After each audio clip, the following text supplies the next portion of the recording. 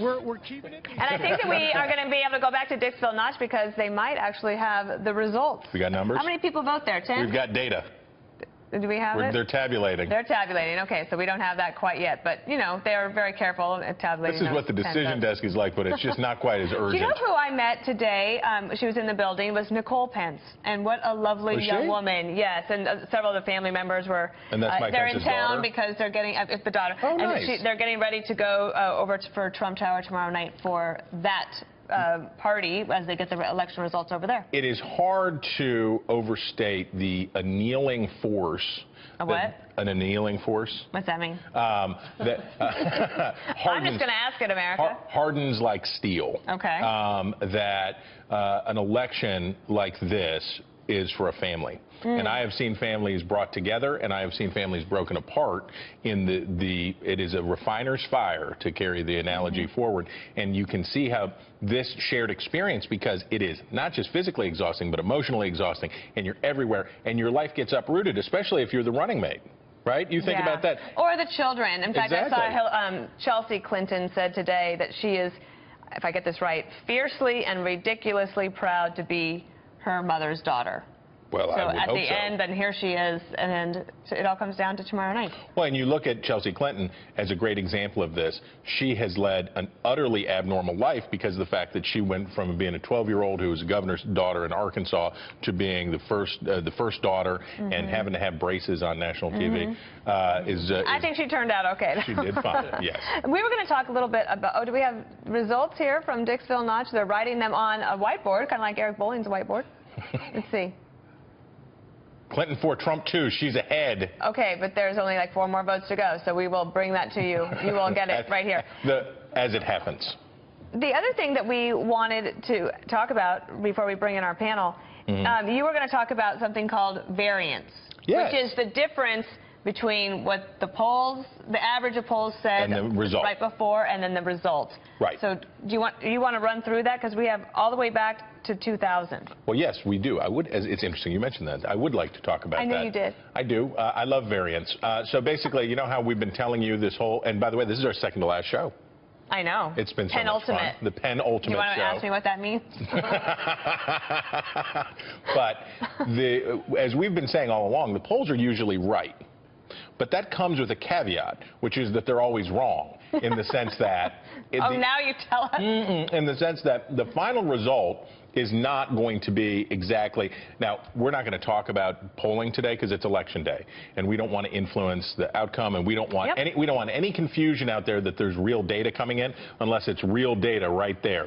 So until tonight at 7 o'clock, when the first polls close, we're not going to talk about polling data. Zip.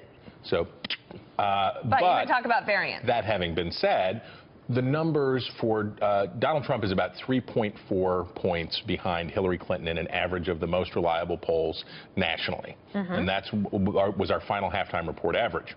So if we look back, what was it in the past? So if we look at, what do we have first? Do we have 2012? Okay, so if we look first at 2012, you see the difference there, that it was fairly close. This was the final poll average versus the outcome. I don't think people remember that Romney and Obama were as close as they were going into that election. And what happened was Romney went down, Obama went up, and that's how Obama went from having a half-a-point advantage to almost a 4-point advantage. I see. Okay. So that's the variance. It squiggles at the end. Okay, and then let's look at 2008. Obama went down. He went up just a little bit. He went up just everybody went up a little bit. 9/10 of a point. And McCain went up substantially, 2.6 points. But it weren't enough. And then let's go back to 2004. This one's good. You're going to enjoy this, I predict. Bush went up substantially, and so did Kerry. But not enough. It's the thing about, is it enough? Kerry was trailing slightly at the very end. He did go up, but he didn't go up enough. And then the granddaddy of them all, the 2000. I love this one. Whoa, Nelly. George W. Bush did go up 1 1/3 points, but Albert R. Gore, Jr., or whatever, 3.3 3.1 points. The point being, you see in each of these cases that both of these candidates are going to go up. They go up a bit, and the question is, who's got more, as I said on the Kelly File yesterday, go-go juice. You got to have enough go-go juice, and that's the momentum that carries you over the end. Can you get that in a can? You can get it in a can, and it's got taurine like Red Bull. But my point is, there are missing Trump voters that the polls aren't catching. But there's missing Hillary Clinton voters, too. And what we're going to find out today at about 6 o'clock or 7 o'clock is who's got more go-go juice and who's gonna finish stronger right there with that last little bit.